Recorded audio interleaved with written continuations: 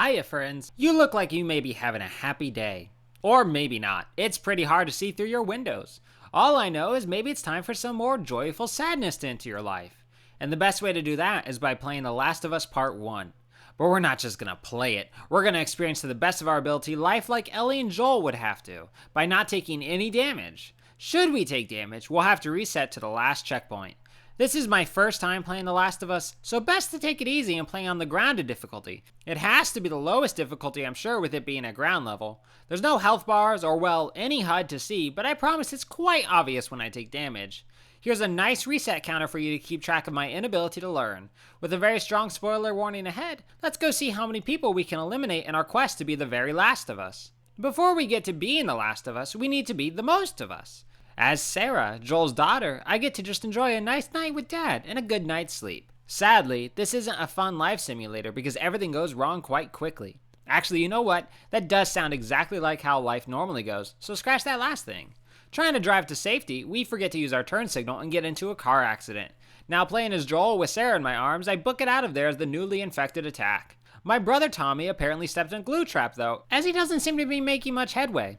Well, good luck, bro. It was nice knowing you. Ah! Oh, thanks, Tommy. I knew you'd make it. Running on, I'm saved by the military, and then immediately betrayed by the military. And absolutely nothing bad happened from that. We just jumped 20 years forward and everything is happy. Let me live in my fantasy land. My friend Tess and I head through the militarized zone when I experienced my first damage and also death. Turns out these guys mean it when they say leave them alone. After I reset, I stared at the man, feeling that in a different life, he did me a great wrong. At a checkpoint, an explosion goes off, forcing scripted damage, which I'm not counting, because that's not really the idea of the challenge after all. Only unscripted matters to me. Leaving the relative safety of the zone, we sneak up on our first group of infected. As I've never played before, I fail to grasp how to finish off the enemy when I grab them from behind. This leads to a few fun resets. I practice my aim on the other two infected before going to practice on some human enemies. These thugs are guarding Robert, the guy who stole weapons we need as the smugglers we are. The gunfight is simple, but I need every bit of ammo I can get, so as much as I can, I resort to the chokehold. Resources come and go, but the chokehold is forever. It doesn't take long to beat Robert's men and confront the man himself. He doesn't have the guns, having sold them to the Fireflies, a group of rebels, so Tess kills him. A moment later, guess who? The leader of the Fireflies walks around the corner and we have a new mission. Our job is to smuggle Ellie here to a location outside of the quarantine zone for a nice reward. I do the natural thing and immediately try to crush the child with a trash can. Somehow, that doesn't work, and using the cover of night, we make a break for it. The military is not a fan though, and ambushes us. It's not hard to get rid of them, but it's here we learn that Ellie has been bitten 3 weeks ago, and despite it normally taking only a few hours to change, she's showing herself to be immune.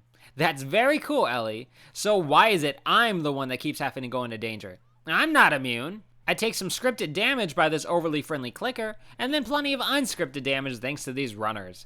The clickers are simple to sneak past, but the runners have a terribly unfair advantage. The power of sight. How am I supposed to compete with that? It takes me a bit to take them all out silently, and since the clickers can't be stealth killed, I instead resort to the power of technology. In the next section, I have to sneak past tons of clickers, and while my heart pounds aplenty, it's rather simple. That is, till the end, I find I can't progress without moving a clicker away from the exit. I try and lure it away with thrown objects, but that only ends up with 2 right on top of me. As it got so close that I could just reach out and poke it, I started to think about how nice the afterlife was gonna be. But through all the luck in the universe, it kept on walking. If the game could hear my very loud sigh of relief, I definitely have been caught. One well-thrown brick later, and I was able to escape. Though when I try to climb the ladder, I'm forced to wait for Tess and Ellie to go first. I see how it is. First into danger and last out. As the only one without plot armor here, why can't you guys take the risk? When we're separating in a museum, I just barely escape the clickers here before finding Tess fighting off an infected. A fight breaks out between us and a bunch of the infected, where I find myself taking damage over and over. I refuse to use my guns on these guys, mainly because I like my ammo, but also because I'm an awful shot. Only by ensuring I can 1v1 melee each infected do I survive, and I can only do that by using Tess and Ellie as wondrous human shields. Hey, don't judge me. They have plot armor. I do not. Well, okay.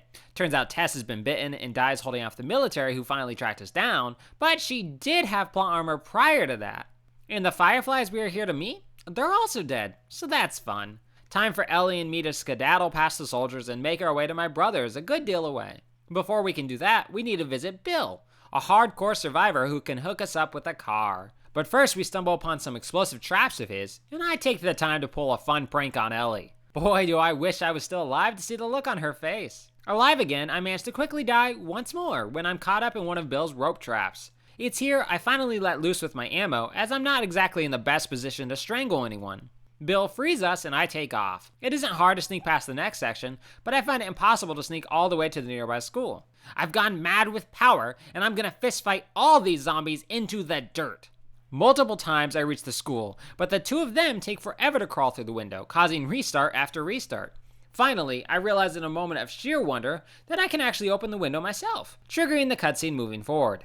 I really wish I had known that earlier. Inside, I meet my first bloater and quickly wish I never made his acquaintance. I use every ounce of ammo and Molotovs on him before he finally goes down. Once again, I have to go last to safety, and I paid for it when I get hit by 3 attacking runners. Resetting, I'm crushed to find myself once again at the beginning of the bloater fight. A bit later, down he goes again, along with his late friends. Wouldn't have needed a second time in the first place if Ellie had boosted me up. I believe in her physical prowess, she could have done it. Shortly after, we get a truck going and zoom out of town, leaving Bill to enjoy his sad survival of solitude and sorrow. But hey, Joel and Ellie are bonding more and more, so that's great. Unfortunately, we're in a car, and like every car ride in video games, this ends in another terrible crash. We're now being hunted by, hunters, but they're not too much trouble to deal with. At least the first batch weren't. The second group gave me more trouble when I got rid of stealth in favor of shooting them. I could have done such a reckless action because one of them was talking about how they murdered an innocent woman who fought like crazy to survive, and that really bothered me. Or I probably did it because I have a habit of being terribly reckless. Who knows? While hanging out in this hotel basement by my lonesome, I'm attacked by some sneaky infected, and while almost escaping, a bloater hits me just as I get the door open to freedom. Resetting, this time I get the door prepped to open before waking the bloater, and the moment it's ready, I flee instead of staying to fight. They say a coward dies 1,000 deaths before truly dying, but I don't know about that. Cowardice really seems to work in my favor. Ellie saves me from overhydration, and in return, I give her a gun. Aw, what a good father. This next area holds about 7-ish men, then about 6 more after I kill the first 7, but I still manage to find myself stuck here for almost 2 hours. It's not a particularly complex situation, I feel, but I just struggle to make it work. I do figure out the best way to handle them is by luring them to this office room, then picking them off one by one. It takes a bit to perfect, so much so that I start workshopping dumb action one-liners on them like, "Business is closed. Permanently." Or, how about, "Die, die, die, die, die." I admit, I need to workshop that last one just a bit more. An hour and a half in, I had taken all but one out. Except this guy first ignores an arrow to the leg, then when I attempt to ambush him, he teleports through me and grabs me from behind. How am I supposed to counter that? He's obviously the main character here, not me. Finally beating it, we get chased down by an armored truck with a turret, cause life can't ever be easy. Unless you're the bad guys, I guess, cause then the universe gives you a big gun to kill everyone else with. It's made to be simple to escape from though, and we drop right in on 2 other survivors, Sam and Henry. People who aren't actively trying to kill you are in short supply in this world, so we decide to team up. Before we leave though, we head through a toy room where I wisely use the very little ammo I have to shoot what I presume to be a haunted doll. A bullet well spent, I'd say. With that done, together we breach the gates out of the city, though I have to restart a couple times trying to outrun this truck's gunfire. Everywhere we go, a bunch of people are always trying to kill us, so we might as well become sewer people. Unfortunately, the sewer's already occupied, and the current occupants are way more into hugs than I'm comfortable with. When we're trying to leave, I worry I don't have the resources to survive this without damage, but thankfully, a few well-timed Molotovs and every bit of ammo I have left buys me just enough time to escape. We get about 3 minutes away from that near-fatal development to run right into another one. Now a sniper's firing at us, and he seems to have endless ammo.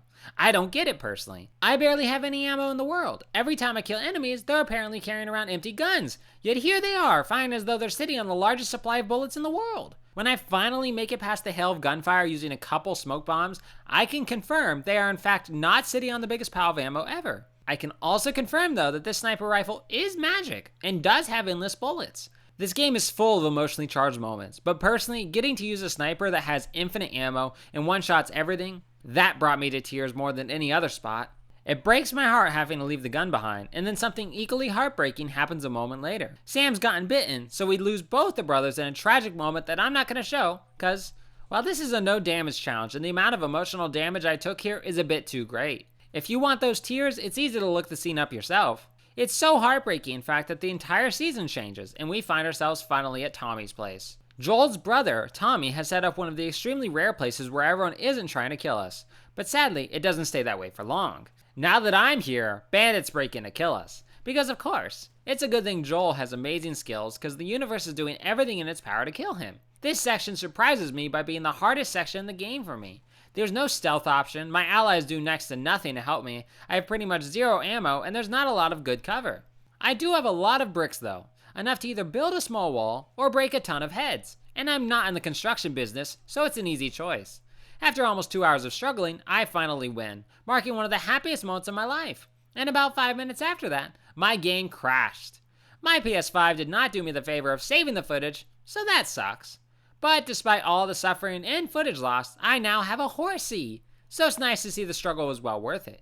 Now that we have Tommy's horse, Ellie and Joel make their way to the Fireflies lab at a college campus. Once again, we're attacked by more hunters, because one moment of peace is just too much to ask for. It takes a few tries to bring down the hunters, but I've gotten the hang of using bricks and bottles to stun them long enough to bring them down safely. Well, except this one QTE hunter where I'm suddenly treated to the death screen out of nowhere. Thankfully, the checkpoint is literally a second before.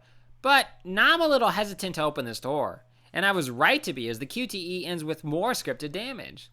Very, very painful scripted damage. With Ellie's help, Joel's able to make it out of the building before passing out from his injury. A short season change later, and I'm now playing as Ellie. Huh. Does that finally mean I'm invincible? I spent all game hurting. Give me this one thing, please. While hunting a deer, Ellie's confronted by two strange men, and doing as all children are taught from a young age, she holds them at gunpoint. Or I guess, bow point. In exchange for medicine, Ellie will give them the deer she's slain, which means our boy Joel must be alive. David, their leader, sticks with me while we wait for the medicine to return, but the infected decide to interrupt us. Now, I know the spoilers about David despite never playing the game before, nor seeing the show, so while he asks for my help, I go ahead and use my ammo a bit more wisely. Sure, it doesn't affect him, likely because he's protected by demon magic or something, and I do die a moment later, but I consider it all well worth it. I struggle quite a bit here playing as Ellie, and while I may hate David already, I can't deny he's key to my victory. I mean, I've never seen anyone punch out a clicker before, but I guess evil gets all the advantages. And I'm gonna need every advantage against this horde of what I assume to be people watching Velma? I assume so, at least, based on the sounds I'm hearing. Using every brick, bottle, and making David my endless meat shield, I managed to pull through to victory. With that win, Old Demon Dave here reveals himself as the leader of the hunters that we killed at the university. When he tracks Ellie back to Joel, I have to ride my horse away from Joel's position so they can't find him. Only problem is this sequence requires a bit of luck to get through unharmed, but I do manage after a few tries. My usual style of fighting, mainly stealth and melee, is less effective as Ellie, being her takedown usually alerts those in the area. I only barely managed to sneak past the men hunting me, with a bullet just grazing by as I finally reach safety. I can't sneak past the next group, so I resort to taking them all out before finding myself captured by David himself. I wake up as Joel and get to work taking out the hunters still in the area. The moment that's done, I'm back as Ellie. She tricks, then fights her way out of becoming the hunter's food, and then I'm on the run. I almost make it to freedom no problem when David shows up yet again. Jeez, why does this guy have teleportation powers? I only lose a single time to the creep before I manage to sneak attack him several times in a row. I really thought he'd be harder, but I think it's fitting that he wasn't. With his death, Joel and Ellie reunite, embracing as daughter and father. Another time skip and we're almost to the Fireflies. Ellie and Joel get to enjoy a heartwarming moment just sitting and watching some drafts roam, and you know what? We earned this. In my challenge gaming, I don't get a lot of peaceful moments where I can just sit and feel the moment, so this was nice. A nice reminder that in between all the fighting and struggles, it's okay to just sit back and enjoy what makes it all worth it. But I wouldn't be a challenge gamer if I didn't find the challenge to be a huge part of what makes life worth it too. So back into the fray I go. I come across a horde of infected, and while I do lose a few times, I realize that maybe, just maybe, I should showcase some tactics and patience here. Removing the runners with stealth as they're the only ones that can see me, I then use a plethora of bricks and bottles to lead the multiple bloaters and clickers away from the escape point. With that done, it's a simple matter to escape to safety and away from the final group of infected in the game. Bottles and bricks. Truly, they've been my lifeline during this journey. After getting knocked out by the Fireflies, Joel awakes to find Ellie gone. The Fireflies inform her that she's being prepped for surgery. Surgery, they'll have to kill her in order to create a cure. It's up to you if you think what Joel does next is wrong or not, but regardless, Joel's Papa instincts kick in, leading to more fighting. My bricks and bottles continue to serve me well, allowing me to take down the Fireflies in only a few tries. I honestly thought they'd cause me more trouble, but surprisingly, using actual tactics work. Perhaps I should do this more often. Certainly helps that they're not very aware of the surroundings as well. With one final brick and beatdown, that's it for the combat. I grab Ellie and make a break for it. This wonderfully mirrors the start of the game carrying Sarah, and just like the start, we make it to safety and everyone lives happily ever after. I refuse to believe otherwise. And with that, huzzah! Not counting the few scripted damage moments, I beat The Last of Us Part 1 without taking damage. Over the course of 19 hours and 30 minutes, I was forced to restart a total of 440 times. 158 by the infected, 277 by the human enemies, and 5 times by my own hand. I may not be the best gamer ever, but I'll get there in the end. The hardest part was without a doubt Tommy's hydro plant, where a lack of stealth, poor cover, and next to zero ammo made it nigh impossible for me. The easiest part was surprisingly the end sections for me, though that's likely because stealth was such a strong option, and I finally had a good grasp on the game. With that, I thank you all for watching. I truly hope you enjoyed it, as I enjoyed doing it. If you did, I appreciate any support, whether that be through liking, subscribing, commenting, or just not hunting me in a zombie-filled world. Now go see about building a life-changing bond of your own. Or starting a cannibalistic hunter group. Either one. See you later, friends.